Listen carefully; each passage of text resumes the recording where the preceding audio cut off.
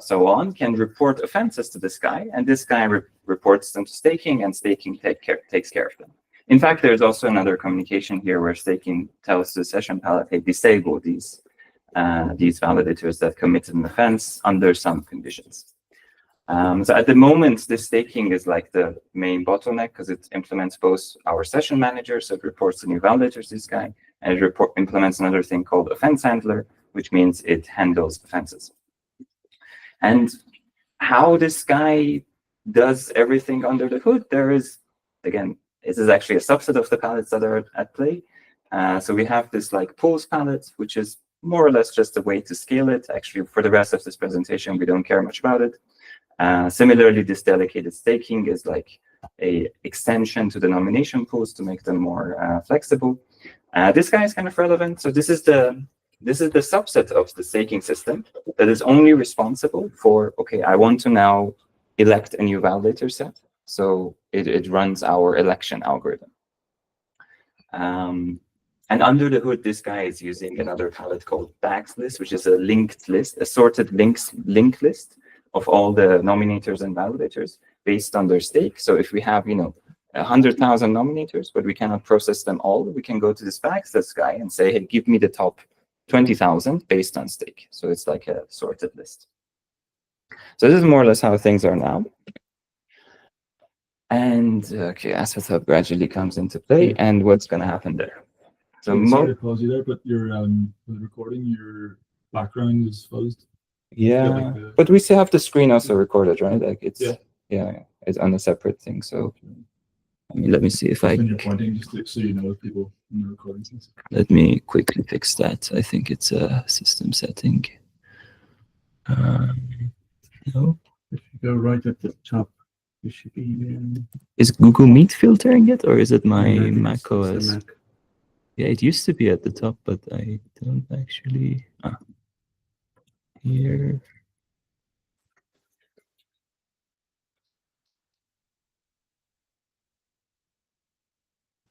You're happy that your audio is on. So let's see that 3 little bars that I expect when you talk.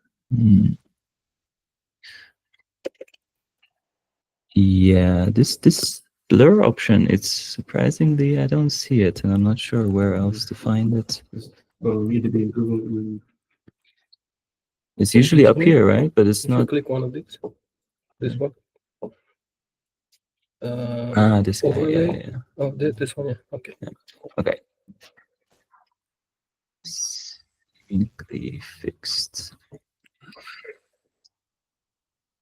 All right.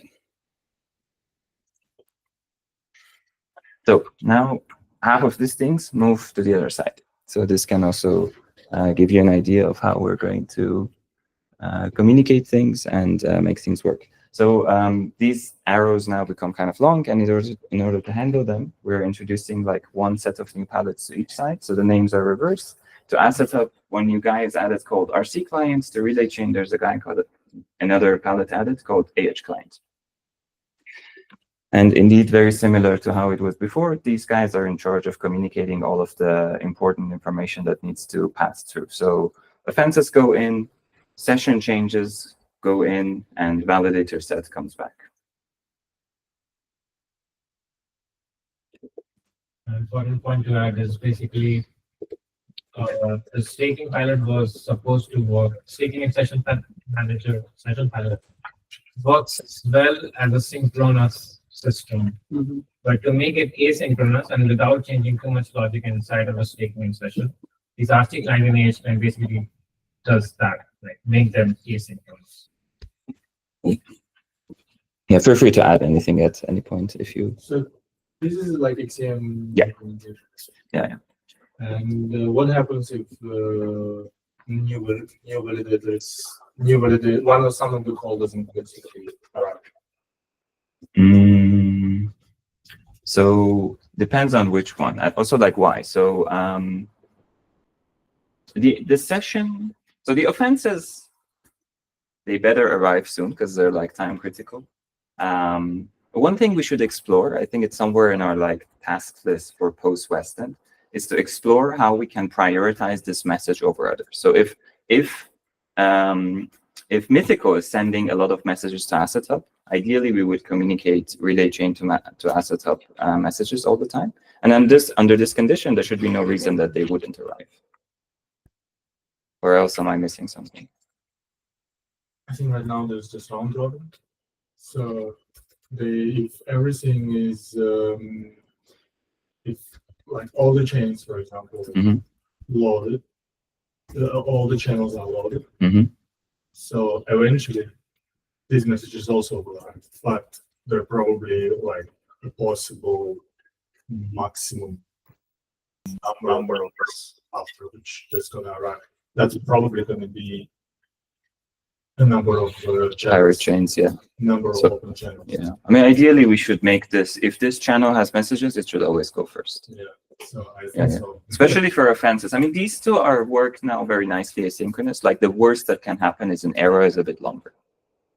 Like it's not a big deal. Yeah. But offenses, I mean, they should go soon. But maybe it's still a good question in terms of, especially the fact which was supposed to be synchronous before and now it's kind of asynchronous. There's other assumptions like infallibility. So for example, you have a session change. Is there an assumption that the new validator set will come in within what time? Yeah, luckily I would say the assumptions in the past were also loose. Again, this session palette goes to its manager and says, plan a new session for me. And the return type of that is an option. If it's something there, it makes certain actions. If not, it doesn't. Like we already fall into this asynchronous mode when our staking or election palette fail for some reason, which has happened in the past. Okay. And then the same validators would prolong their... Oh, okay. So they just the new validators don't come in. Exactly. Yeah.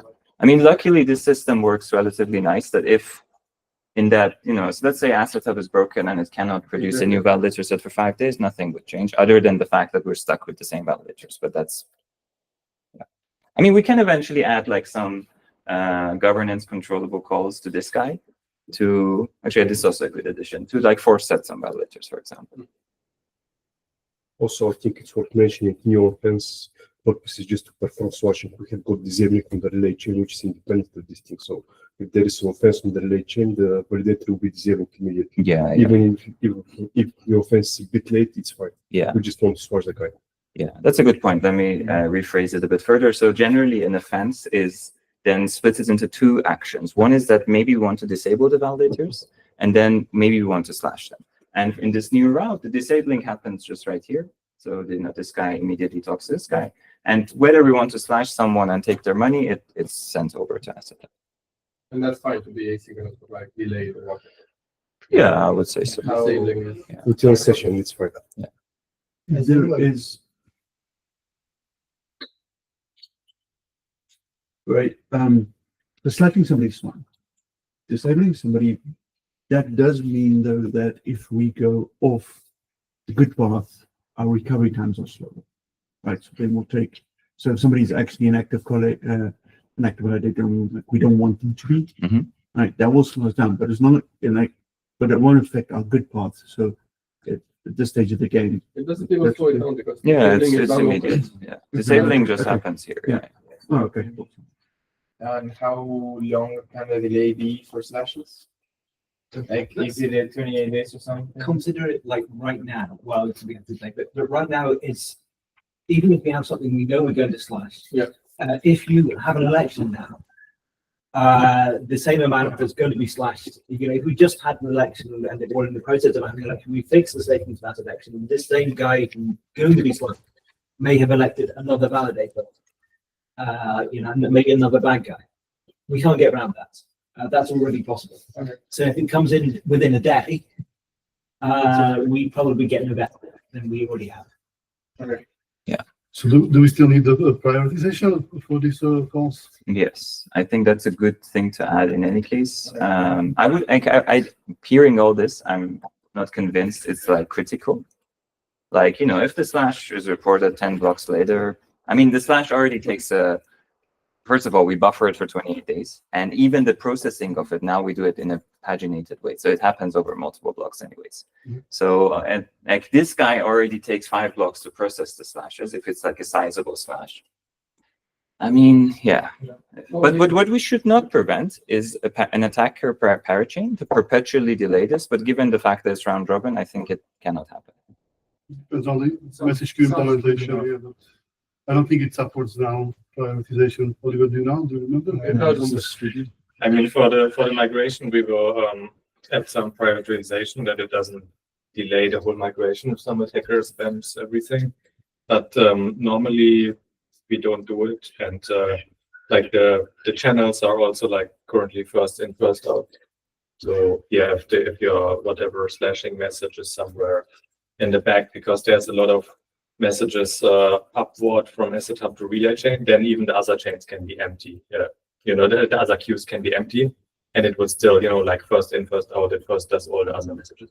So I don't know if you do like send a lot of messages from AssetHub to relay chain, then do some offense, whatever, then the slashing message would be at the end of that queue, I guess. I would just wait to be processed eventually. Yeah, I mean, between these two, if messages from this guy to this guy delays the reverse, I think it's fine. But whatever mechanism you put into place to prioritize this channel bidirectionally for the duration of migration, I think it's useful to keep that, or at least keep it something that is configurable in the future. Yeah. I mean, I think the delivery price is exponential from upwards, like from AssetHub to relay chain.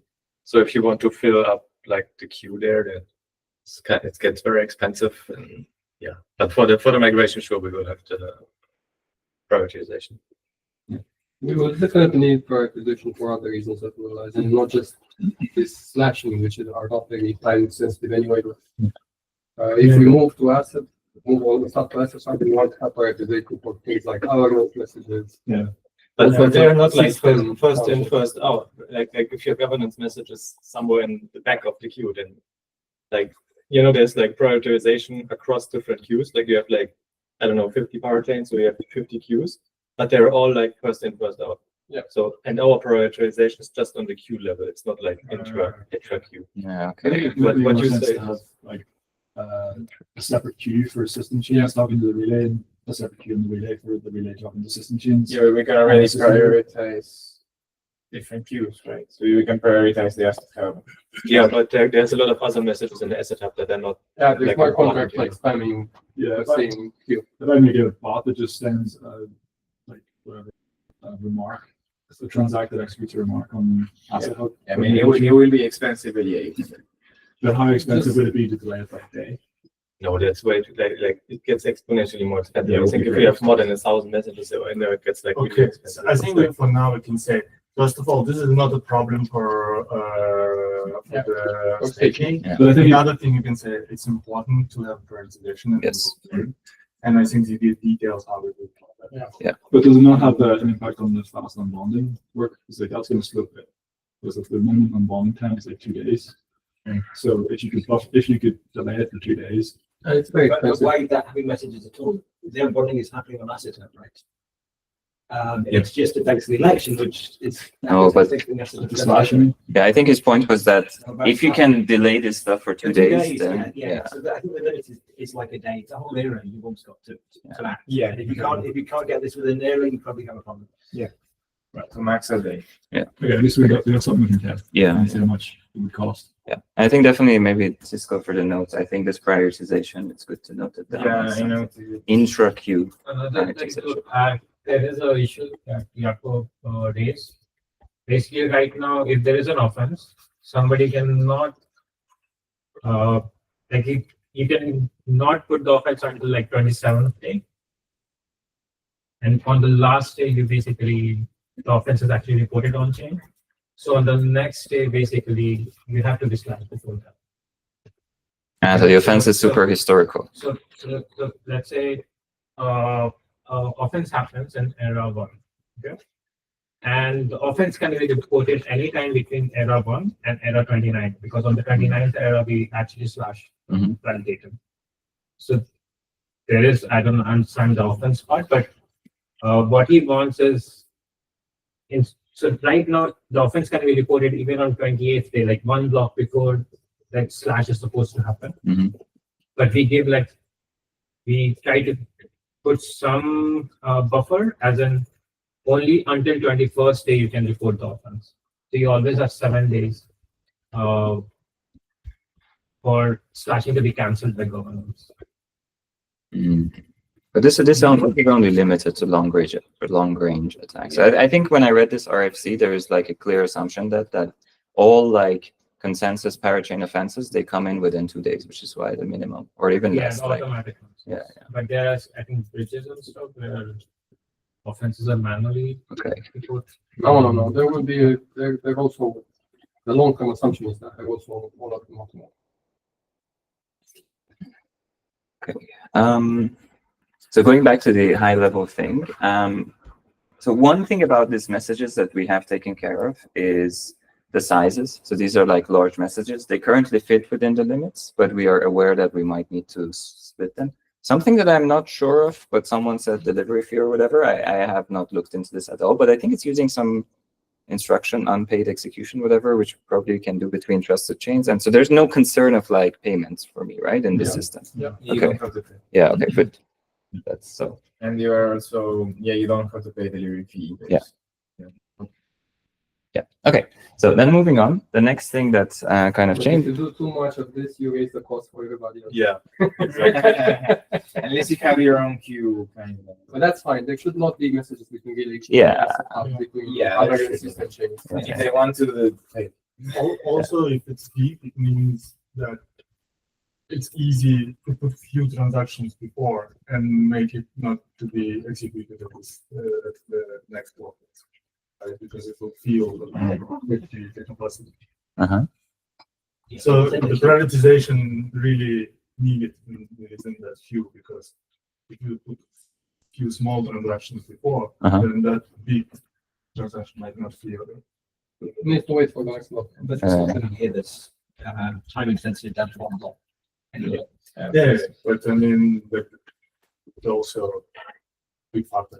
Okay, so also inter-queue, like within queue Yeah. prioritization is useful to speed things up. Yeah, but not critical. Not critical, I So agree. if you release one block, you can. Maybe the fastest hack would be to add another instance of part message queue Yeah. dedicated to communication to relay chain.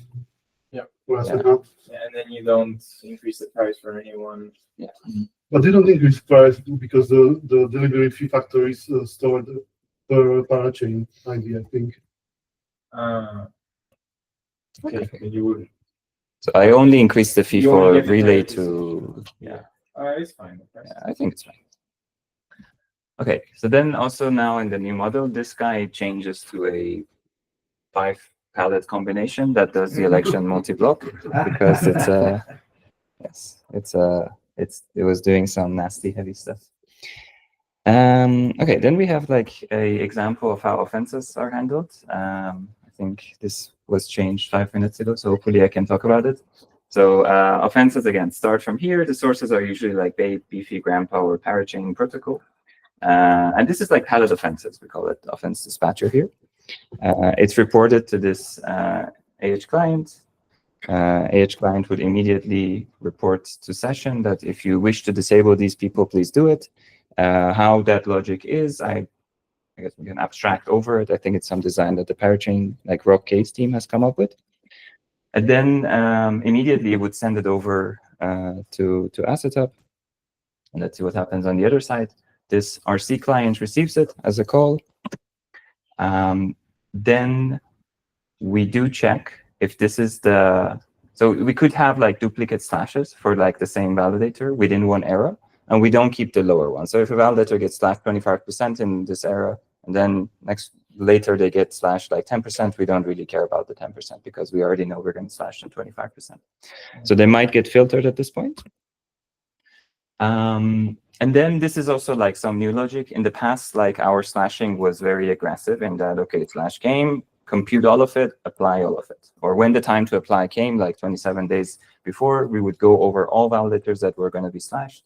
And we were going to like deduct all of their balances at the same time. I'm not sure what's the biggest slash we had, but in principle, we could have like, in theory, we could have touched like 20, 30,000 like balances in one block, which obviously cannot work in AssetHub because of POV limits. So now we divide the slash into multiple pages, and first we compute page by page how much is the actual slash amount, and then we buffer them, and 27 days later, or like however many blocks is our slash deferment duration, we actually apply them. I guess some people are maybe new and not familiar with this. We always sort of compute and finalize that, okay, a slash has happened and this is the amount sort of immediately, but we always delay them for some time. So in case the slash was because of a bug, we have a time to, with governance has time to actually cancel it. With this unbounding queue, the defer time should be smaller or also dynamic?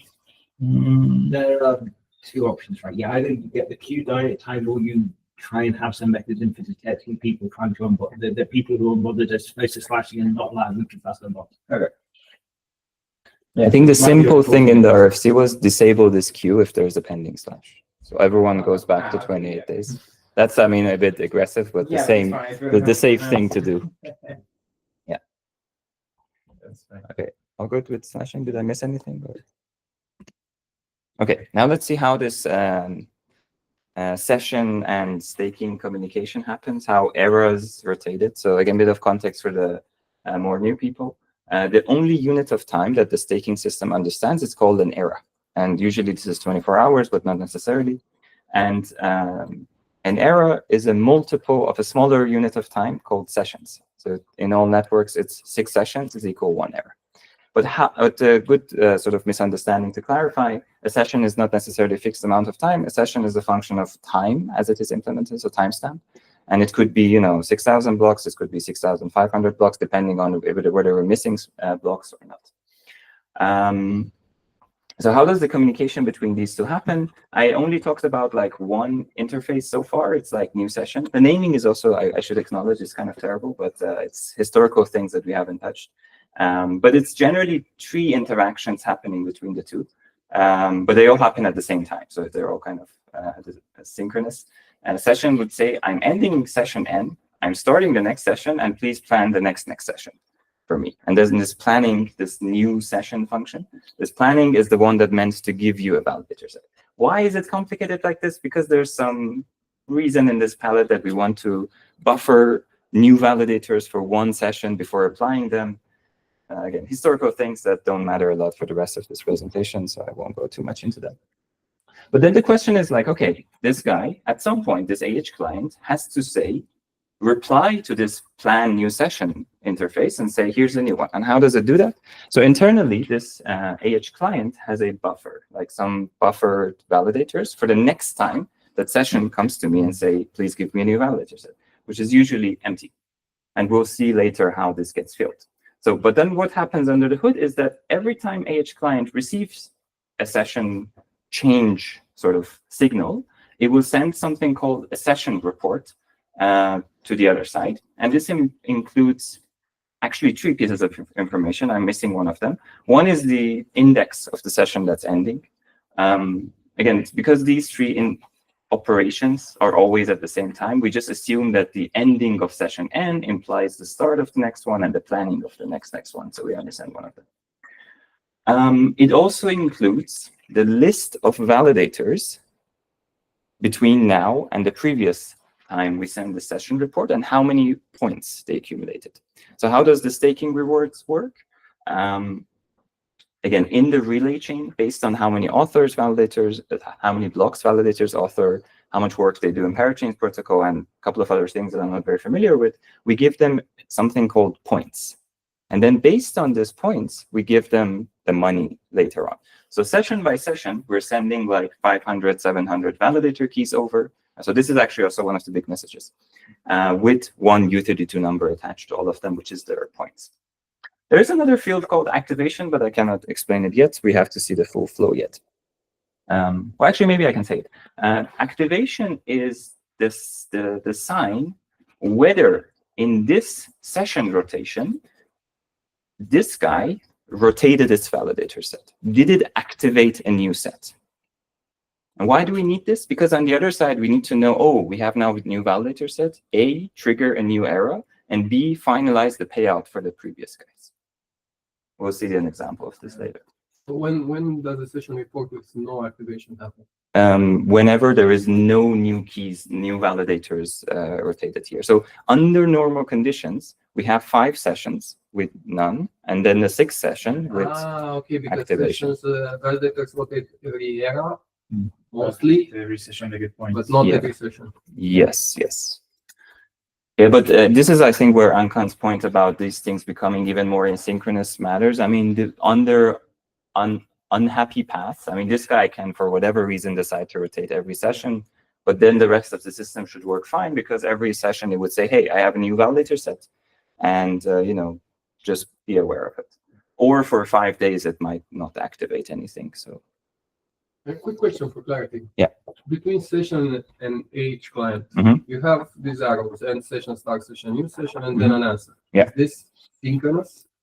like so it's, I think whoever wrote this trait in like 2018 or something probably had different ideas, but at this point we looked at the code and we're like, let's just assume they happen at the same time. And yes, they happen only at the same time and in this exact order and with this exact assumption. So the end, I mean, if I were to rewrite this now, I would just make it one function.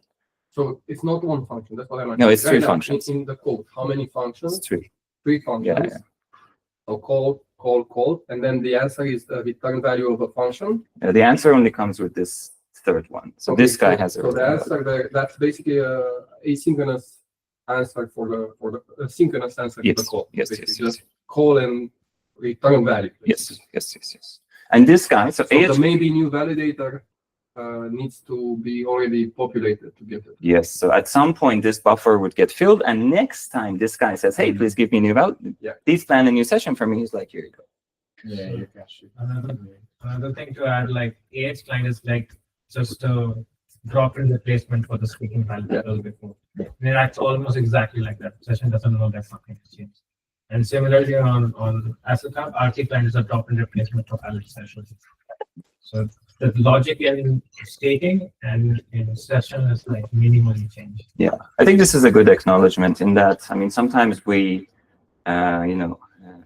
after a few beers and stuff, start discussing whether all this genericness in frame and all these traits are useful. In this case, as I'm kind of saying, was actually quite useful. Again, this guy not a single line of code is changing in this guy. This guy thinks it's still talking to some staking palettes and so on. So that's kind of nice. See if it calls for a new validator set and the buffer is still known, so if AssetHub takes too long to send the setter, it needs to wait for the next session. Yeah, but yes, it waits for the next session, and it's not again, session palette doesn't even have any assumption in it that says every 6 session I expect a new validator. So it's like every session I call this function. If there's a new set, I do something about it. If not, I don't. Okay, yeah. But previously, I thought that if we missed it, it would just be whenever the set was then sent to the relay chain, then it was like off edge. So like not on the edge of the session value, but that's not the case. It's always on the edge. Okay. It's always Wait for the next one. So there's two edges here. There's the session edges, which always will be on. Is it always on an era edge? No, that's what. So error is also always a function of a session, as in like. Actually, that's next slide. Era edge always matches the session edge.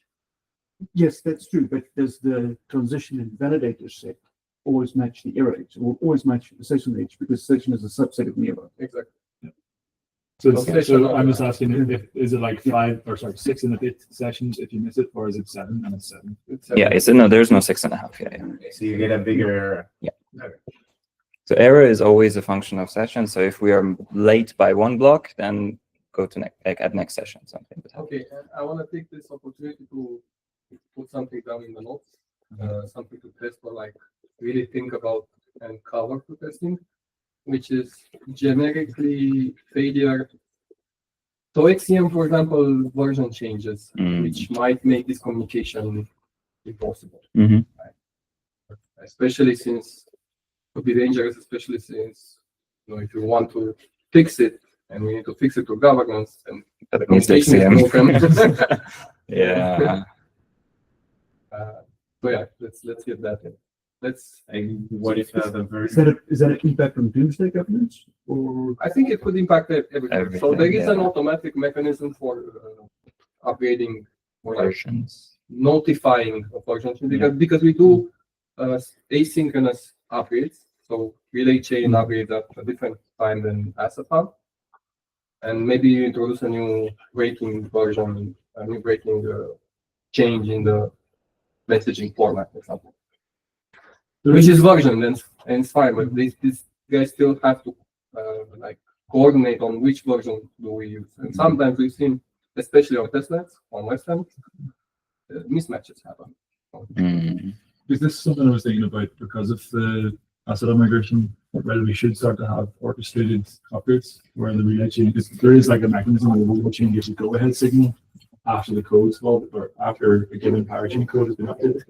So is it worth exploring the option of like when the relay chain is about to update, it holds itself, waits for all the Parachain codes to be updated, and upgrades it more, or waits for some period of time? This could be a good idea to maybe include this sanity check, like when it gives a go ahead, first check, and still can you like dry run a message on the new code for me before you enable it? And this is something we can capture in the PET test quite easy because it's like runtime things. So I think in the PET things. Yeah, but this is something we need to definitely have on our radar. What will happen when there is a mismatch of XM version? So XM versions are versions, so you can send a message with this version, that version, that, and this chains send some automatic notification messages like I've upgraded to this version, but I still understand these versions. And the other chain always knows, who my neighbors are and what versions they understand. So when they want to send a message, they choose something that they understand. But sometimes, I don't know why, because they're hard and always on the testnet, probably because of the crazy way we do upgrades there, or in a very coordinated manner. Friday. Maybe some sudos and storage things happen anyway. And like one of the chains believes this other chain knows the new version and sends it messages, and this guy doesn't understand it. And so those XCM are just dropped. Yeah, dropped. So yeah, I'm convinced you probably don't need doomsday governance for this because you can always change AssetHub through governance to match whatever the relay chain understands. So maybe we have to, downgrade AssetHub to make it talk for the relay chain again, or upgrade it.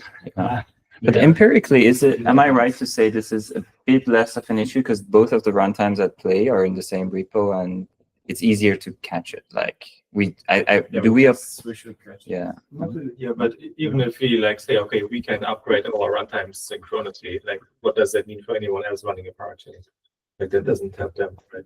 I'm only talking about that, like these two guys. Yeah, but even if we cheat our way out of it, like it's an issue for everyone else. Sure. The point is governance works. So as long as governance works, we can fix the issue for everyone. If it doesn't, then we have a problem. And it's not an issue. So whenever there's this mismatch and the automatic mechanism didn't do its job properly, what happens is any one of these chains just does a sudo or a governance call to update or set the right version. Set the right thing in the mapping, telling, when you're talking to hydration, this is the version you should be using because this is what hydration understands. And then everything works. So for every other chain, it will work just as before. But the TLDR of the doomsday thing we should think about is never to put us in a situation where AssetHub is broken and we cannot do the D-Day governance because XCM versions are. So then we're kind of locked in some. Locked. Way down there. But Alistair has a point that as long as AssetHub works in terms of producing blocks, you can, and you have governance working, you can either upgrade it or downgrade it to then be compatible with the relay chain. Which can take time. Which can take time. Which can take time. Our YSP caller is on collective, so it's empty work to make it fun. All right, let me continue so we don't lose the train of thought too much. So session reports goes in, then what does staking do in response to that? So before we see the slide, staking has two notions. One is what is the active error? So an error index associated with active validators right now. And it has another error index, which increments a little bit sooner. It's called the planning error. So because before we actually activate a new validator set, we start planning for them in advance because we have to elect them. We have to fill some data associated with them. So when the session report comes in, staking has a decision to make. Should I plan a new era as a reaction to this session change happening or not? And how this happens, we don't care at this point, but there's some relatively simple logic behind it. If it's nothing, then, well, kind of nothing happens. I think the only thing we do in this scenario is that we calculate, or we accumulate these block authoring points and so on. So we record how much points these guys have accumulated. And if it's a yes, we signal to this guy, start, go do your thing. And there's the next section of the presentation, not immediately afterwards, of how this guy does the work under the hood. But at some point later in time, quite likely a few hundred blocks later, this election provider guy comes back with, here's your result. I'm now ready. And what happens is this result is passed back to staking. Staking does sort of one important operation on it, which I think is worth exploring here. It collects, it accumulates a data structure that we call exposure. This exposure is a struct indicating sort of like a list of structs where we have the validator and the list of nominators that are backing them. So this is the source of truth for which validators are now sort of going to be active. And how much stake is backing them. And that stake is coming from which subset of nominators. Because again, this election algorithm could shuffle nominators and decide if I have nominated 5 validators, how my stake is divided between them and all these things. Also worth noting, so we are currently still in this phase where, okay, another terrible naming decision, this planning era is called current era. I don't want to think about it. So that at this point, we still have planning era, sort of x+1. Our active era is still x. So we haven't activated this new validator set yet. Probably you can imagine this election result is then sent over. A little note is that we don't send the whole thing over, of course, because, for example, we don't need these exposures on this side. Like all that we care about on this side is who are the active validators. We don't care about the nominators at all. And then this buffer that we discussed later is now populated. And next time session comes over and says, give me a new session, we return it. And this buffer is emptied again.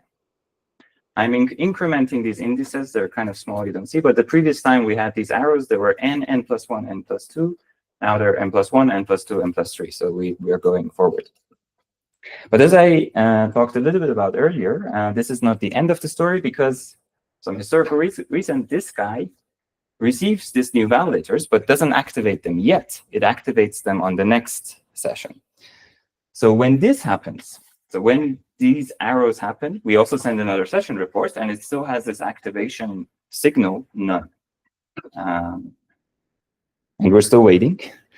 And the next time it happens, so now it's n+2, 3, 4, and there is no buffer thingy returned, it returns this activation signal that, hey, in this session report, I activated a new validator set. And this activation timestamp is an option of 2 things. One is an identifier, which we only keep for like bookkeeping. And crucially, it also has a timestamp. So, which we could have avoided, to be fair. I mean, I'm not sure if the timestamp of the relay chain is part of the sort of known keys on Cumulus that we feed to the Parachain. If yes, then we could have not sent it, I guess. But it's there anyway. It's just U64. It also says a timestamp that I ended the session and it activated a new validator set with this ID, which you told me earlier. This ID is, again, it's communicated all the time. And this is now my timestamp. And staking on its side will look at the timestamp of the previous active era and then determine the duration of this era. Because remember, our inflation is a function of time. We need to know, like we know every year we want to inflate 7%. So we need to know this era was what percentage of a year. So we multiply it. And finally, this guy is incremented. So now we are in active era 1 and this cycle is over. All right. I have some notes that I think I covered most of them. So yeah, a lot of things are asynchronous in a nice way that I think is actually good for the system security. Something I didn't cover in my example is that between the time the election is happening and whatever, 5 more sessions can happen. Nothing breaks if that is the case. And the opposite is also true. Maybe we have this force error, like on the staking palette on AssetHub, we have a flag which could be set by governance, which says just do an election all the time, like start an era at every session, or start an era right now. So on the other side, AssetHub can also just at any point decide to elect a new validator set, send it to the relay chain. Should all work fine. And really, in all of this like duration of election is a little bit irrelevant. Like we don't care. Like it could take 10 blocks, it could take 10 hours. System should work fine. And yeah, how we determine if we should start an election or now. For now, we have a simple mechanism that just is called planning error offset. Like how many sessions before what we think should be the planning we should start given the duration of the election. Worth noting, I think in favor of time, I won't go over it, but we have some diagrams in another resource that I will just introduce, but I won't go over them. Or maybe actually I will. I mean, it's should be good. Question on the curiosity. Yeah. How much is the election? How long is the election now? I think it's still less than a session with 32 pages, like 32 blocks for every operation. But A session is 4 hours. yeah, should be less than that. Okay. Isn't the election happening solely on AssetHub? Yes. Yeah. So what is the pagination required for what? Because I mean, this is the next part of the presentation. The election involves a lot of like compute and storage heavy operations, so we don't go over everyone at a time. We like take You take it to step by step. Yeah. So this is not some merge stuff, but we have relay chain. It just happens at once. on the relay chain because there is sort of no election and there's not a lot of data as well. It's just 1,000 account IDs. Yeah. But why is it different? So what? Do you mean the relay chain right now? Or Yeah, the relay relay chain chain right right now. now? Relay chain right Because now. we have slow blocks. We can tolerate slow blocks. I mean, I think this system is one of the reasons the blocks drift all the time. I see, okay, so I'm gonna drift for like 15 minutes a day. No, I understand, but Yeah. I understand. So basically, right now, all this heavy compute is happening in bulk on the relay. Yeah. Now it's not paginated and it's all in Yeah. relay chain. Cool. So something I want to just quickly show is that we are writing like a little guide for all of these things to also make the system, like remove the bus factor from Ankan and me. And I have some diagrams here that are also kind of nice to go over. I think I'll just do this big one. No, actually, I mean, I think this would take, it's too small and takes too much time. Okay, you can look at this, there's a PR. It goes over the same thing. Like the only thing I wanted to just talk about that was not covered in the other example is that, Have to zoom in. yeah, let me make it first like this. And I mean, the only thing I think is worth mentioning is that when staking tells to this election component, hey, start, do your work. In the middle, we can just have another session report come in that is a no-op and, nothing happens. So this duration of election is kind of irrelevant. That's what I wanted to, or not irrelevant, but it doesn't have to fit within one session. In between, we can have more things. Yeah, it's flexible. Yeah. No hard assumptions. Yeah, exactly. All right. But yeah, this PR with this guidebook, I'm really keen on finishing it, and I hope it would be a good sort of not like a specification, but like a guide over this that a new maintainer can look at. All right. A hint on like time. Should I I mean, I think this would also take like maybe 15, 20 minutes. Is that okay time-wise, or should I be faster or take my time? No, I think work away. Okay. Unless anybody has any, should we take a water break at some stage? It's. Yeah, I think, yeah. I mean, I would like to finish and go over the same level of detail, but again, if this was too much, but I think it was a good level of detail, right? I think keep on going on this, and then as long as we don't get drawn into some really deep discussions, off topic or on, drilling is something too deep. Okay. So the next part. Snoring, maybe. Yeah. You could open a window or something. Yeah, that's what I guess. Yeah. The AC You can switch on the fan if you want. But Doesn't use the doors. be more like fresh air. I think if I just leave this a bit open. Let's get the fan. Can get it in the door, yeah. We want positive pressure and negative pressure. Then you want to put that fan in the corridor. Well, I'm saying like, do you want to suck air in or push air in? If it push, it would force some out, and that's. But then If you buy a CO2 meter, you'll know why I'm equally on this. it's going to kill the breeze. The CO2 meter in the box and the office. Yeah. It was like safe, and one day it was not safe. Yeah. And I don't know if it was a psychological check or something. Yeah.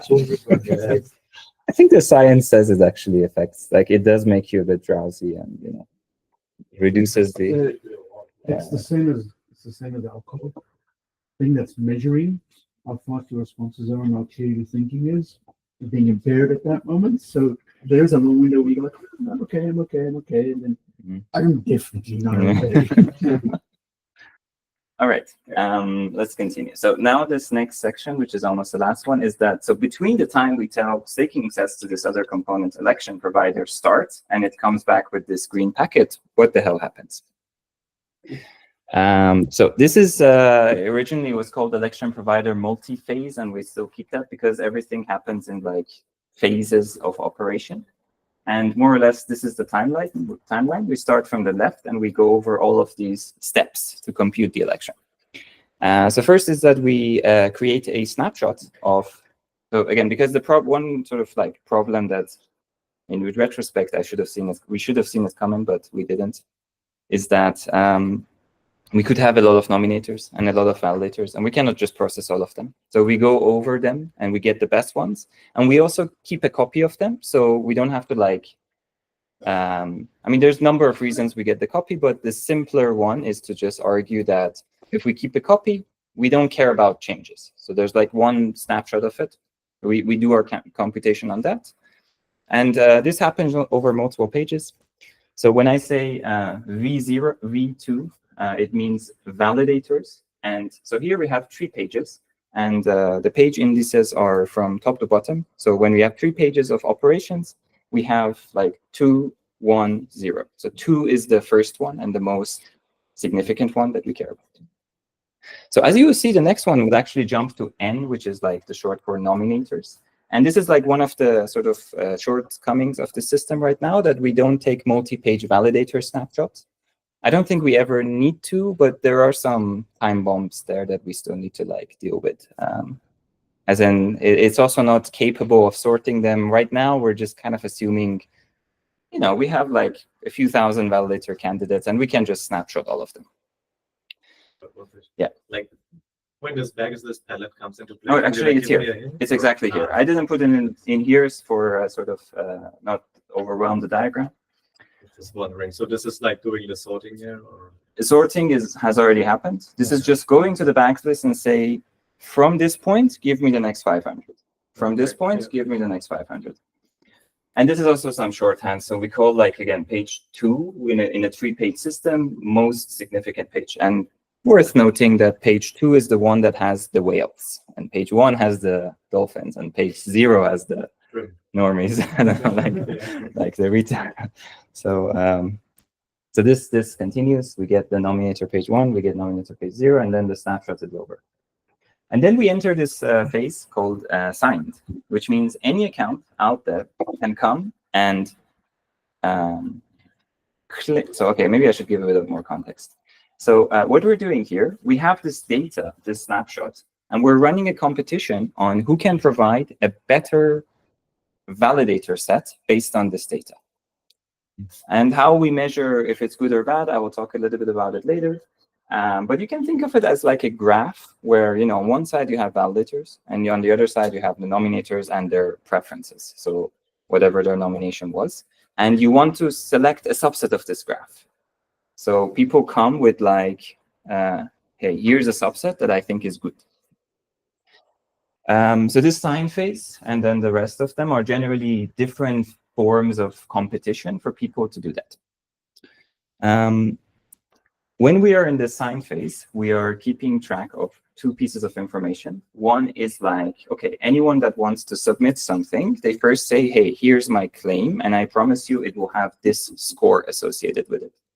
And again, this score I'll talk about later. For now, you can just assume it's a number, and the higher it is, the better. So you can come to the sign phase and say, I have a score with 100. I have a solution. I have a, and we call these things solutions, like these these subsets of the graph that we care about. It's like proof of work, basically. Kind of, yeah. I mean, but it's not like pointless proof of work. It's literally you do some work to compute. It's like an NP-hard problem that you're trying to optimize. Trying to find a peak of a graph, like of a sort of a function. It's an optimization problem. So someone comes with a solution. They claim it first, and then we keep them sorted in this queue. And then they also later on, or at any point they want, they submit individual pages. And pages are always corresponding to the nominator pages. So if you have, like, again, a 3-page system, we have a 3-page submission as well that we expect. So in our example, let's say Eve comes with a score of 100, and she decides to submit only 2 pages, which is not invalid per se. We have Alice with 85 and Bob with 75. And again, at this point, these could be any signed account. So we have no idea if they're honest or malicious, and we just source them and start from the best one to validate them later on. So then we move on to this next phase called signed validation, which is, as you would expect, we start from the best one and we start verifying it. We start to check if it is if it's correct. And I'm not telling them here, but all of these things have happened over, like, we only process 1 page at a time. So so far we took the snapshot, like 1 block, 1 block, 1 block, 1 block. When we come to verifying Eve's solution, we only first verify this thing, and we verify the next one, which is empty. But again, empty could be legit. Like, it could be that no one, especially in this page 0, again, maybe it's like people with 10 dots, like it's better actually to not include them. And in this example, let's say there was something invalid in this page. In this case, we slash Eve and we take some deposits from her, and then we throw this thing away, or we move on to the next one. So like maybe she said the solution was 100, and you, by validating, you get the actual score, and Yes, it's not 100. exactly. So you slash her for wasting your time. Exactly. I mean, we do this, like, checking is generally 2 types of check. One is per page. So within this page, there's a claim that, I don't know, I nominated you. And of course, we check that you're not bullshitting about that. And then on the last page, we also do some extra work where we check if this score was actually correct. So again, basically in this graph, first we're going page by page and checking if the edges make sense. And then we calculate the score, and if it's all good, then it's good. Then we verify Alice. I don't do it page by page, but this again happens on 3 consecutive blocks, and this is correct. And this guy lady gets rewarded, and then whatever is left in the queue, we just discard it. Like, we don't even look at it. So these are the 3 outcomes of this signed validation. We could even slash someone, or someone, if they give us the best one, we reward them, and then the rest we discard. Yeah, so Okay. Madam has a question that what if there are 2 solutions with the same score? I'm not sure. I think whoever submitted first. Yeah, that's what makes sense. Yeah. So it sorts them first by score, right? Yeah. Maybe I missed that part. Yeah. This queue is sorted by score. In this case, it took 6 blocks. Yes. So why do you discard everything else? You're just using the first one that's the biggest score one that has it. Yeah, I mean, even if Bob's solution is valid, we're not going to take it because Alice was better. So, Yeah, and if Bob put a lower number, then it's just. I mean, Yeah, exactly. Yeah, exactly. So we just discard it. So I catch it. So the solutions in the queue are ranked by the time in which they were submitted? by the score, and if there's a tie, then it's time. So my question was about the slashes. So if you get slashed, Mhm. so does the slash use the offense reporting mechanism of before? No. There is a pretty hefty deposit in this system, and we just slash that. Oh, so it's a different kind of slash than the one. Yeah. I think slash is a more general term. Like, whenever we have deposits, we can also slash them. Yeah, do this locally. Yeah. It's not Yeah. a staking slash. It's exactly. It's not a staking The slash. election game. Yeah, election game. Do we? I mean, just a quick curiosity question. Do regular people run this, or do we only run this? There are some exchanges running. Yeah. I think Oh, really? I tried to modify this at some point to get some more rewards, but I got like slashed twice. Like, I think every time it was like 50 dot or so. So I just wake up, I check my account, it was like empty. And it's fuck. But yeah, I mean, there are some people running it. I think also with modified software to like, you know, kind of like the standard mining. I think it just submits whatever it got first. It's not very optimal, and then they modify it so that it like mines longer to get like a bit shorter before the deadline to submit like a better solution. So there's like some games that you can do. Anyone can run this. Yeah, anyone can run it. That's good news that other people running it. I remember back in the day, we were running it, Parity were running it. At one point, Parity told us to turn our thing off because they weren't getting enough money from their I think this is what we're doing nowadays, and my plan is to continue this in the future. We run it, but with not very aggressive parameters, because there is like in the default algorithm that we have, it's like the base algorithm, and then you can specify a number of iterations where it tries and goes and optimizes it. And we run it with not a lot of iterations of optimization, and we run it with the delay. So we give like a minute for someone else to beat us, and we're the backup. Could be an issue, guys. That's if anyone wants to get some. If you look at the code, the slash says send the money to this guy. Do your due diligence. Okay, then we have this. So the outcome of sign phase is basically in all phases, we are keeping one also important storage item, which is like a subset of the previous one, the best score and the best pages associated with it. And during the sign phase, we may end the sign phase with one thing there. And then we have kind of like a backup, which we call unsigned phase for implementation reason. What happens here is that the validators run basically the same miner code and put the solution in as an inherit. This worked pretty well and saved us. It was helpful, especially in the relay chain, because there was no pagination. So validators run the same mining code in some off-chain worker hook, and then they submitted it, and it all was almost equal score. Here we actually cannot do it anymore because things are paginated, and this like unsigned solutions from validators and inherit, they are verified on the spot. We can't verify them over consecutive blocks, or we haven't coded it that way because it felt sort of not aligned with our timeline, so to speak. And I'm not sure if it's necessary. I'll just finish this. At the moment, what happens is that you have a configurable parameter here where you instruct validators. Also, validators can always turn off the off-chain worker. So this is also kind of optional. But if they decide to run it, we configure a parameter on the runtime, which says if we have a 3-page system, you just mine 2 pages. And if your 2-page solution is better than whatever was submitted here, good, we replace it. If not, nothing. So this is like particularly useful if no one participated in the sign phase, because a 2-page solution is better than a 0-page solution. Now your question, Adrian. My question was, what's this needed for? But basically, you answered it at one. So basically, we might have not enough participation during the sign phase. Or a bug in the miner is quite often. Yeah. It's basically dispute. It doesn't kind of dispute resolution of things that needed afterwards. Sorry? Is this for dispute resolution where people go like, hey, what happened here? Dispute between who? So anybody who submitted a proposal. No. This is the opportunity to, but only for block producers. Yeah, exactly. This is only block producers. They can put this inherent into the transaction. Block producers get like an extra chance to put in something. Yeah, and they don't get a reward for it for what it's worth. It's just like, it's just, yeah.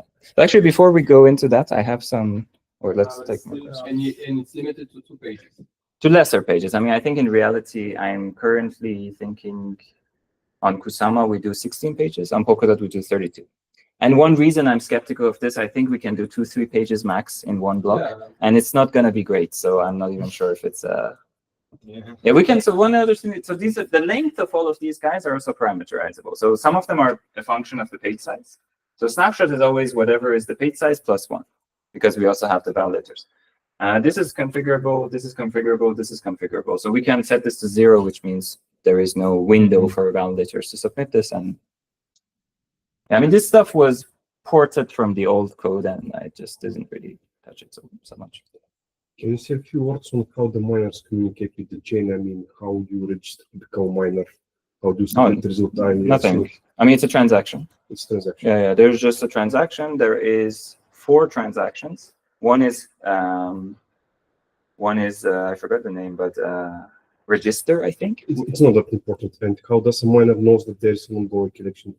They read a storage item which says what's the current phase, and if it's signed, that they mean now. That's good. Yeah. Okay, thank you. But I do want to say the transactions. I think it's kind of interesting. It's a register the score. So before you put all your stuff on chain, you register the score. Then you can submit the pages one by one.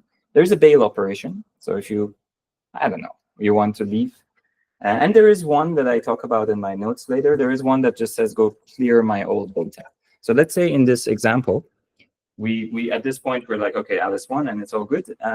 In the first version of this thing, we would go and clean all this stuff at the spots. Now all of this happens lazily. So every storage item here is prefixed by another storage item called round index. So we know everything here was corresponding to round 100. And when round 100 is over, anyone can submit a transaction and say delete this page to this page. So deletion can happen lazily and over transactions.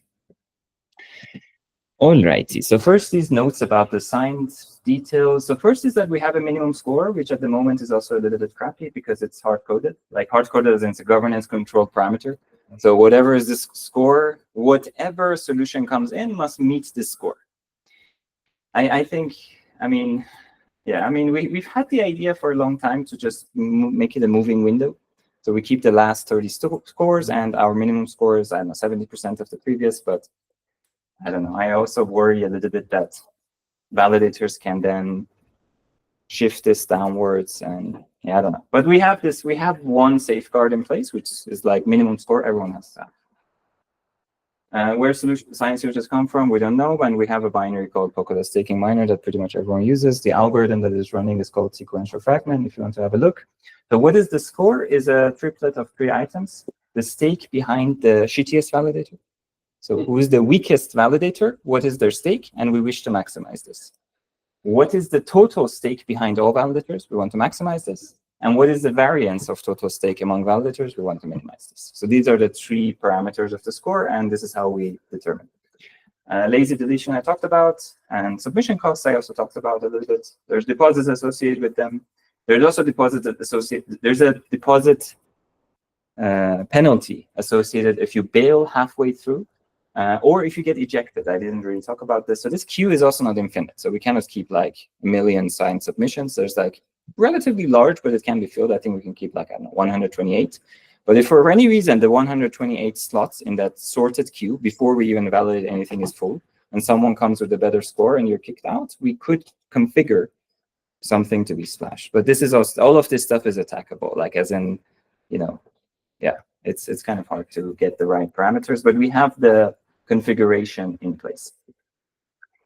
I also want to note that the transaction fees associated with this stuff is also relatively high, but for the winner, we actually refund them. So we keep track of how much was the fee and we give it back. Questions? Yeah, just that one question about if you submitted, so in that case, Bob submitted a solution which is lower score. Yeah. If he doesn't get slashed in any way, he just gets his deposit back. Yeah. Yeah. But so one flaw for Bob still pays quite a bit of transaction fees. Although in AssetHub it could be much less. In the old palette, we added a completely unsophisticated hack that says, okay, if you have a queue of 8, refund the fee for the top 4, because we kind of know that, okay, only 4 people are running the miner, but this doesn't work actually. Like this was a very immature choice. I don't know. I mean, I think these are, I would call them post-Polkadot concerns, like to figure out exactly like how to create the right incentives and so on. But yeah, this is now, they get the deposit back, but the fees, no. Yeah.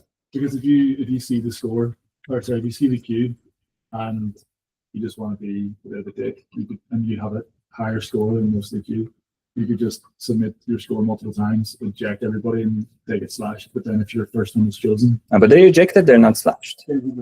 Discarded. Yeah, discarded is not Oh, slash. sorry, I thought you Yeah. said there was a race period or something. So that's after. parameterizable to see if it's worthwhile to slash a portion of the deposit, but I think we could set it to 0, which Okay. means if you're discarded. Yeah. That's I have good. a general question on the staking mechanism, not maybe necessarily related to AHM, Mhm. which is the election happens for something in the future, for a future validators. Yeah. Right? And it's based on the nominating snapshot of the person. Yeah. Can the nominators switch their backing in between election and actual activation? Yes, but it's not effective. Like if you're in the snapshot, so remember, this is happening for some planning era next. If you make it to a snapshot, you're there. And I mean, we don't let you unbond quickly. So from our perspective, it's fine if you change your nomination perspective. But if I change my nomination from one validator in activator in the active set to another validator in active set, where do I get actual rewards? From which one? Previous one. The one which was in the snapshot. Yeah, the one that is in there. Whatever. So this snapshot is not just who's the nominator. It also has who they nominated. Okay. So whatever goes into the snapshot is a source of truth for that era. And they can do whatever afterwards. Yeah. So about how high are the transaction fees to participate in the system? Yeah. As a modest solution. Yeah. I mean, Polkadot, it was like a few dots to get like one thing in. I don't know. I mean, AssetHub should, maybe if it's like, some, 10 less. yeah, 10x less, that's actually good. You said it was high. I was thinking like dozens or hundreds of. No. It was like, If you spend like a few bucks every time and not make anything. yeah, that's already But that is per session, right? per election, yeah. Per day. Yeah. Per day, yeah. Yeah, that sounds Yeah. right. I mean, another thing too, that this is also like parameterizable, even in the current system, I never got to like think about it deeply, is how much should the reward be? I think when we started, we put it to 1 dot to kind of disincentivize anyone to participate. Eventually, we put it to like 50 or something, to which eventually brought people in. But Seems harsh, like even odds. Huh? Well, if your solution is slashed, you lose 50 dot. If your solution is accepted, you get 50 dot. It's not a good investment, is it? Yeah, Well, the deposit you get don't back. slashed. You should be able to validate your own solution. Yeah. yeah, I mean, if you're an honest participant, you should be fine. Like Yeah. Yeah, one question about the score. Like the system just sees this as an absolute score, Yeah. but I guess there's some MEV for someone who's like a large validator or something. Like, could they kind of get a score where it's sufficiently high, but they are always in the active set? Like, could they get more open in Yeah. there? Or But then we rely on, let's say, our miner or other honest miners that are running the legit thing. And that legit thing should actually have a higher score than whatever this biased So in solution. theory, yeah. But I guess they have a higher incentive to run this thing, right? Yes. Yeah. Like, There may be ways to brute force to get your guy in. Yeah. Maybe with a higher score, but that makes us more secure. So Yes. Even though you have an unfair advantage, it still Yeah, makes yeah. us more secure. But I mean, I don't, let's say, I'm not like the mathematician behind the election thing or whatever. I just engineered the thing, but I was convinced at some point. So if someone comes with a biased solution that has a better score, and then so be it. That's more security for the network. So Yeah, it's not really- I mean, I don't know how they came up with it, but so be the other it. thing is it becomes immediate attacks becoming more difficult over the next year, right? So Rob's group is looking at the low latency work that we're doing for Plaza is about giving transaction results feedback earlier. Mhm. So you start fixing your transaction sequence even before the block is produced, Mhm. which makes immediate attacks super difficult. Yeah. But here specifically, there is an MEV attack. You can steal someone else's solution Yeah. from them Yeah, we can. and get a reward. How can you see the solution? I thought we just registered a score first, or when Yes, is it's that supposed to register as 200 independent, and this should make it impossible. But what happens if you submit a score of 100 and then I front run you with a score of 100, and now you would have to withdraw your, be slow on, because if you submit your solution, then I can just copy it. Yeah, I mean, if this becomes an Otherwise I issue, can bail. So there's no real downside for So we could put a bail slash ratio as well. That's one. And I guess if this becomes an issue, people would have an incentive to not reveal this until like the last block. So you don't reveal your last page to prevent anyone from getting a full copy of your answer. Yeah, or you commit to your pages. Yeah. So that you can't copy someone's score and they copy their pages. Even if, yeah, but if you have the same commitment, you can still copy their pages. But you can tell that the commitment is the same. Stuff like that. If you claim to have the same score and the same commitment to pages, then It's stored. no, but it's still a problem because. But it's first come, first serve or not? Yeah, but that means the front runner has to. Yeah, it's front running. So, Yeah, but that's this guy is still is going to steal your solution, so you don't submit it and then imagine you get to submit all your solutions. If the solution is already submitted, how do you steal it? yeah. I think I misunderstood that. I mean, the scenario is that you submit your solution to a RPC or a validator, and they steal it. Someone front runs your score and then just copies the rest of your solution. I see. Yeah. Like, we don't need to solve this for the migration. Yeah, no. This is this is. We don't need. Yeah. I mean, I'm glad for the participation, but yeah, I think In this case, you basically assume that this core gonna win. To contact. The best score. It looks good. So remember, you don't lose money if you submit more solutions. Yeah, but you lose only on a transaction fee. you lose transaction fee. Yeah. And So I have a question. You said if somebody wanted to prevent it, they would withhold the last No, page. misunderstanding. That was not very sensible. And Well, they can also withhold it to not give it to the. But it doesn't work. I think why specifically the last page? just to not reveal, like not allow anyone to copy the whole thing. But again, that was a bit. Why the last page? I mean, any page, one page. Probably the first. Yeah. okay, and so just to summarize, so Yeah. what we have new for the asset optimization, Mhm. right? From this. So we have adapters, right? The client asset hub staking client, Yeah. staking client. Yeah. That basically just an adapters. So Yeah. they don't do new jobs, no Yeah. new logic, right? So the risk is that we just basically made a bug there, or in the XCM. communication problem. Yeah, I think there is the risk is XCM stuff. This stuff is all. So we had a single page version of this, but this is now a set of 4 palettes that is entirely new. And another thing that is new is This now, whole thing. not a single page, but like multi-block. Yeah. And that's also no kind of new logic. It's more like I don't think it was money, but Yeah, I mean, it's hard to. I get. We can say it as a joke. Yeah, it was a small change to just make it just like a few things. And what the status of those is like it's merged. Oh yeah, these guys are all merged. I mean, I'm adding some. No. This stuff is all merged. Jakob's stuff is really nice. Yeah, Jakob has started with this. He's giving us some input. Yeah, this stuff is all merged. I'm adding extra features, 100% not Western requirement needed, so they can go in later. All right, so we talked about this unsigned phase TLDR. It's like a smaller thing that could compete with the other thing. Is it better? If it's yes, we verify it on the spot. And also a little bit like about why we don't do this in a paginated way. The reason is that the only way to make sure this thing is secure is that this is like one of the few transactions we can find where if it's invalid, we just panic. So which means we make that block completely invalid, which means the block author won't get any authoring reward, which actually on AssetHub is I'm not sure if it's a good deterrent. But at the moment, so we cannot have, or it's not trivial to have a system where one collator submits one page, the next collator submits the next page, because maybe at page 27, we realize, oh, someone cheated, and then it's kind of complicated to figure out who went. And this like always happens, or it only happens when there were no signed submissions?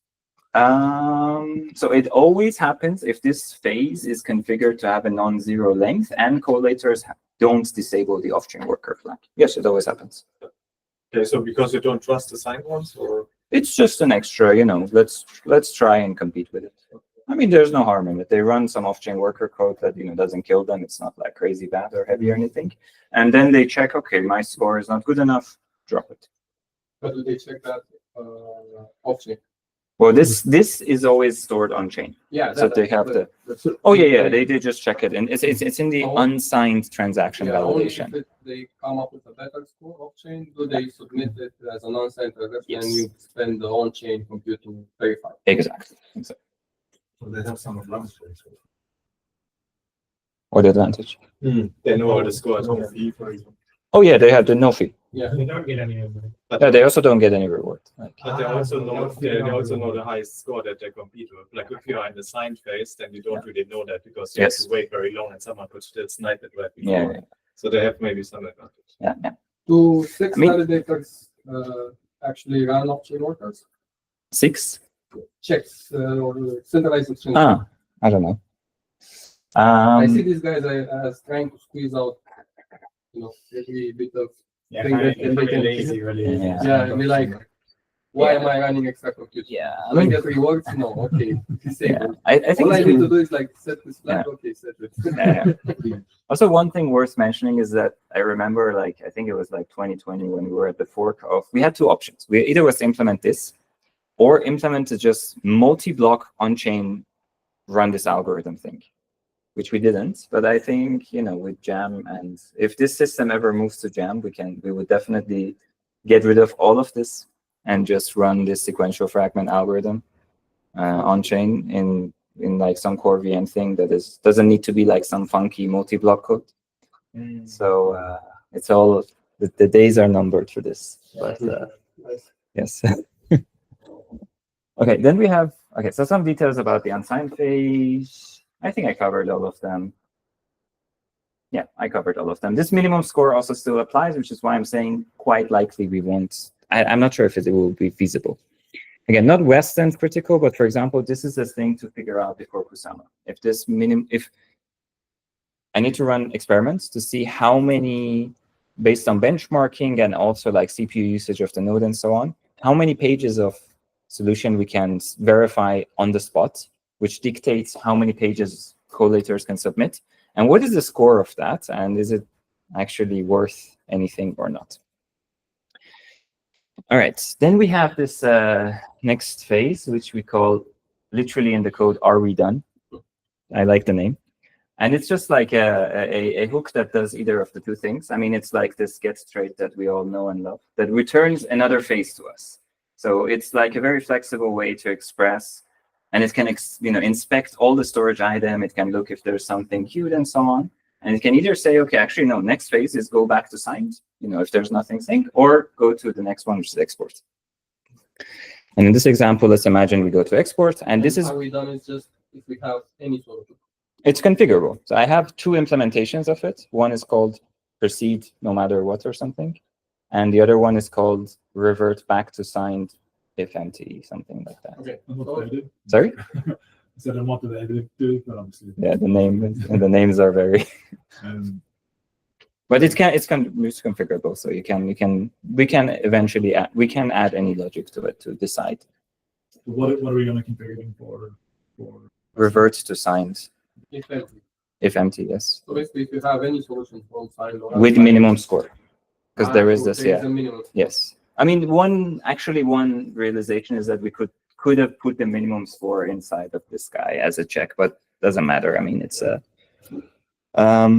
yeah, but actually this was something that came at some point. I mean, if we didn't have this, the whole rest of the system would be quite complicated, because then we have to deal with the fact that, oh, what if the election now kind of fails? With this, we can highly assume with very confidence that the election is infallible.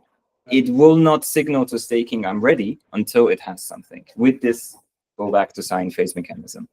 So we could have gone without it, but it actually makes the code a lot simpler. So staking doesn't have to deal with this stuff.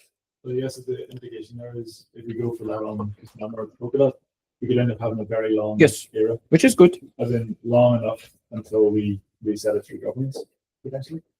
Yeah, until we do a runtime upgrade that fixes whatever is the issue. Or, I mean, I think the most likely scenario, which would quite likely happen in West End and quite likely happen in Kusama, is that there will be a DevOps issue or a bug in the stacking miner. So it doesn't need an on-chain fix. Just the people fucked up the miner and they couldn't submit in this 10-minute window. And this gives them more chance. So, but this is also completely new. So we didn't have this in the old one. I think it all should work fine. And of course, it's well tested and stuff. But we never had this mechanism in production, for what it's worth. So then we come to the export phase, which is also paginated, as you can imagine, the number of pages. So, and this is where we start to fill these exposures that I described earlier. So we have, let's say we just have two winners, Charlie and Dave. And exposures are also, winner validators. So these are a lot of nominators in these 3 pages, but they are all pointing to 2 guys for the sake of the example. And these exposures are also paginated because, as I described earlier, exposures are the source of truth for reward and slashing. So if you want to reward a validator, it's not cool to go and reward the 5,000 nominators that were backing them all at the same time. You want to do this little by little. So exposures are also paginated. And what we do is that we take these pages and we export them to staking, and then we fill the exposures little by little. So it kind of looks like this. So we get the first page, and this guy's exposure, page 0, is mostly filled. This guy didn't have a lot of backing. And this continues. And these pages, actually, the exposure pages are not like strictly bounded. Like, you can have as many as you want. And we continue. And yeah, as you can also see, the exposure pages are not equal between validators necessarily. And they're also not necessarily related to this page count. It's actually, there could be, yeah, it's completely a different thing. I think it might lead to misunderstanding, but it's not. Yeah, and this is where this flow more or less ends. And a few other notes about it, which again, I covered. So exposure is this thing. The exposure page count is not necessarily related at all with the election page count. And reward and slash are the reason we collect these exposures. I added this morning, but I think it's not complete. I think it's one of the things for the rest of the day and this retreat we will try and do with Ankan is to re-summarize again what are the breaking changes in the system. But the few things that I put together for now is that this staking miner, of course, everything breaks in it because it's a whole new thing. Validators had a little bit of different operation. They have to set their session keys on relay chain, and then the rest of the flow is on AssetHub. Okay, I see that you added like 20 more slides, so I will go over it. Yeah. The reason for session key deposit is because now that we have to communicate the session key changes from the AssetHub to the relay chain without a deposit, that means people can just spam. Yeah, and this was already a bug, right? It's actually not related to AssetHub. Even right now, you can go set a session key for nothing. Yeah, for this. For I think with one plank or an ED, like it's not great. Yeah, this means so this would be a privileged message because it's from like staking related from the AssetHub to the relay or not. What would be a privileged message? Somebody declaring a new session key for. Oh no! So right now the session keys are set in the relay chain directly, but later we have to do them on AssetHub. Yeah, that's the kind of so I was referring to that like in the future, but I want to set my key. Is that a message that is prioritized in the queue? Yeah. And that's why the deposit is required then. Not for the queue necessarily. I think the deposit is a good thing in any case because you're putting a lot of data on chain. These keys are long and we have like 6 keys or something. So it's just like a way to prevent spam there. In the future, when? Huh? In the future, I think it would be in phase 2 or 3. Yeah. All right. There seems to be new slides that I'm kind of adding as I present. So let's see if I can YOLO this, but or I can present them. Here we go into the new slides because we did that half hour that was very boring to. Is everybody still okay to do something? Continue on the break? Maybe Ankan, which topics you added now to the slides? So there is validator flow. So basically, the thing that they have to set session key on relay chain and staking intent on AssetHub, and also the rewards how it goes. That's what tells it. I don't. I mean, we can go over them, I guess, like quickly. Yeah, probably shorter. Yeah. I think also there are topics, at least these two we verbally discussed, so we don't need to like spend too much time. Yeah. The other thing is like how the migration. That I think is good to cover, yeah. Because it's not just simple migration of state. Yeah. So I'll quickly go over this this flows, and then let's look at the migration. So validator flow, set the session keys on relay chain, set your intention on AssetHub to validate. I think it's worth mentioning, and I'm not sure if we have a test for this right now in our end-to-end staking test, but what if someone doesn't do this? I think they just go over the thing and here session palette filters them out. Because we give a stash key that there's no session keys associated with it. But maybe a note for that would be good. A note? Yeah. Huh? I think it's the same. Yeah. Yeah. So if someone doesn't set session keys but sets validation intention. And then, of course, the validators run nodes for the relay chain. Something to also clarify. I think it's worth, especially for like, I don't know, Mukaram, Oliver, other people who work on AssetHub. There is a session palette on the AssetHub runtime, which has nothing to do with everything I'm saying. It's no, we have. It's linked to this palette called collator selection. Nothing to do with this. Confusing. Was that clear, or I don't know? Like, Yeah, no, thanks for the note. Yeah. I think I mean, because I think the session palette is already cryptic. Also, in the staking palette, we keep session indexes which are relay chain. But this I renamed now. I think I call it relay session index to clarify that. Basically, another session palette. Yeah. It's that's a session palette. In fact, that session palette is working with fixed number of blocks. It's just saying every 300 blocks trigger a new session, and it's used for collator selection. So okay, as validators are running the node, this guy collects some points for them, and these points get sent over upon session change, and then they're rewarded in staking. What is next? And yes, they could claim their rewards. Okay, migration error. Let's see. What do we have? Okay, let me go to the next slide to see what's happening. Yeah, well, actually, I mean, this is not accurate, I think, because here we don't have the old staking palette even now. So we just add the new one. So the new one is called staking async. That's also a little difference. Yeah. Okay. So okay. This didn't exactly pan out. Okay, but this is important. So we have currently, if you look at the West End runtime, and if you look at who's the session manager, you will realize it's this guy. So this guy is already on West End runtime in production. But how is it that it's not messing things up? It has a mechanism called operating mode, which can be, I don't know, either active or buffer or passive. And when it's passive, it's actually linked to this guy. So this old staking palette is doing all the duties of the session manager. So passive mode, that's the name. It's also on the slide. During the migration, we set it to this other mode called buffered, which means, okay, if there is, and I think correct me if I'm wrong, during buffered mode, if this guy says, hey, a session change, we're just like, ignore. We don't care about you. If offenses come, we buffer them, and then we send them later. But it is also the session point. So session points. At this point, any validator making blocks or packing Parachain, Parablock, they accumulate points for that. Right. We need to send it at the next session that is after the migration. So on migration start, we change this operating mode to like, okay, start buffering things, but don't send things over. And when the migration ends, it goes to this active mode, and it will send whatever was buffered, all the offenses, and so on over. Just to point out, this also happens based on the hook that I think Oliver had already indicated. Yeah.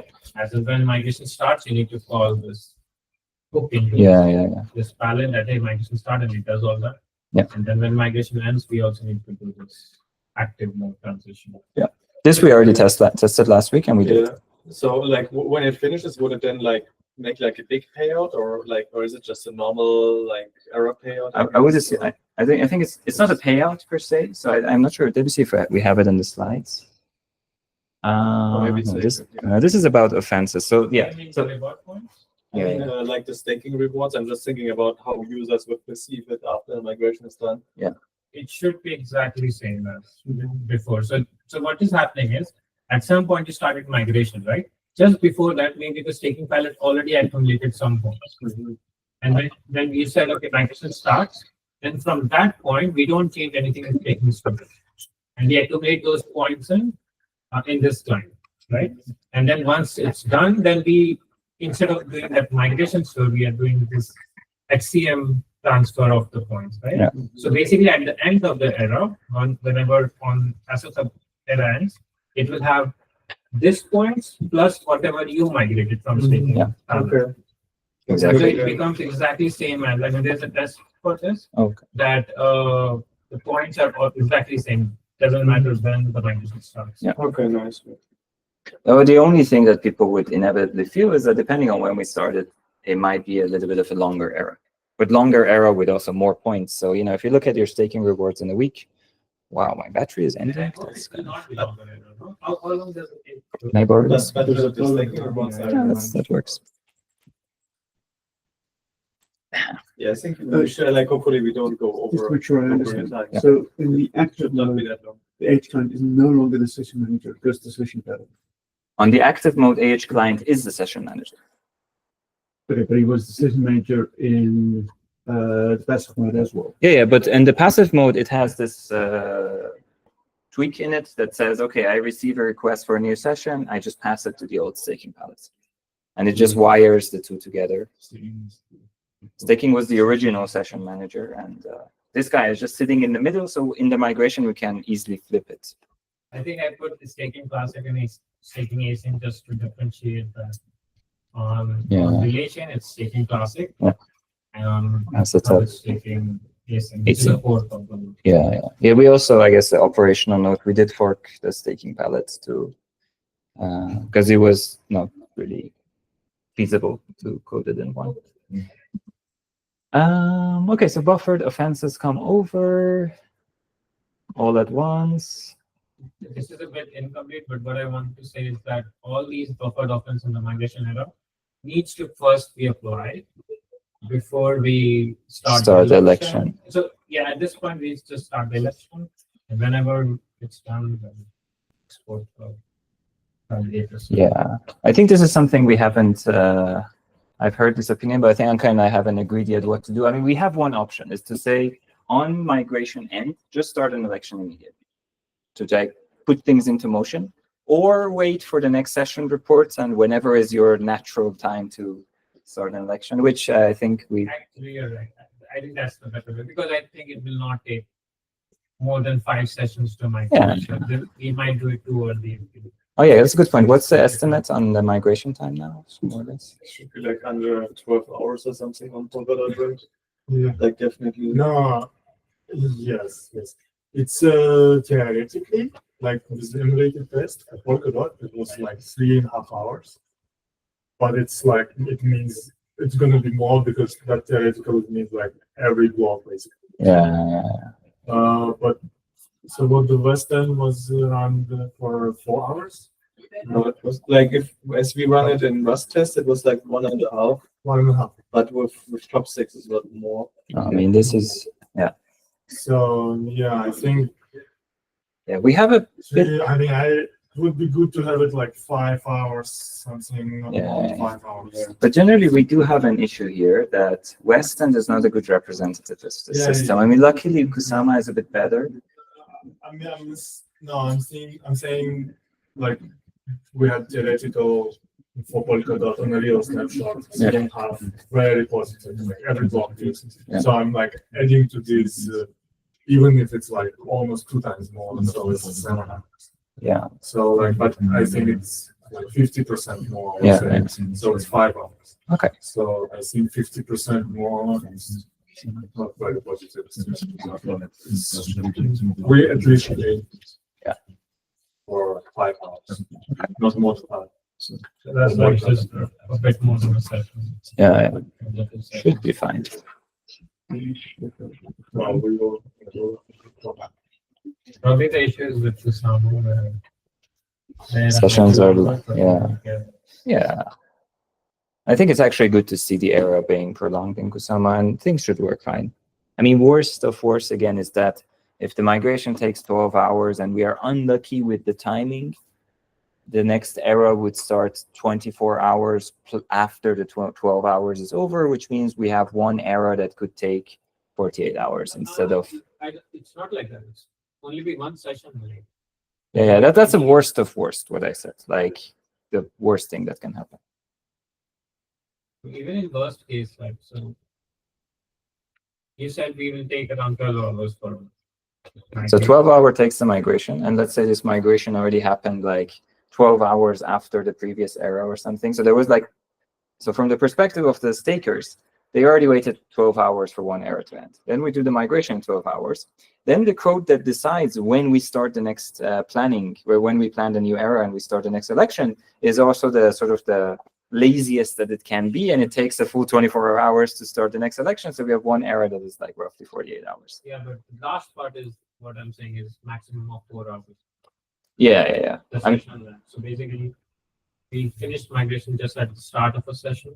But I think we need to, that's the thing. So the code that decides whether we now start an election or not, it looks at the start session index of the current active era and sees if we are like, 4 seconds into it. But 4 or 3. Yeah, something like that. Yeah. But then that we should be greater. Yeah, I mean, again, like won't happen, won't be a big an issue. All right, let's see what we have in here. Yeah, okay, yeah, I mean this. Okay. So once this elected set goes, migration era ends. Yeah.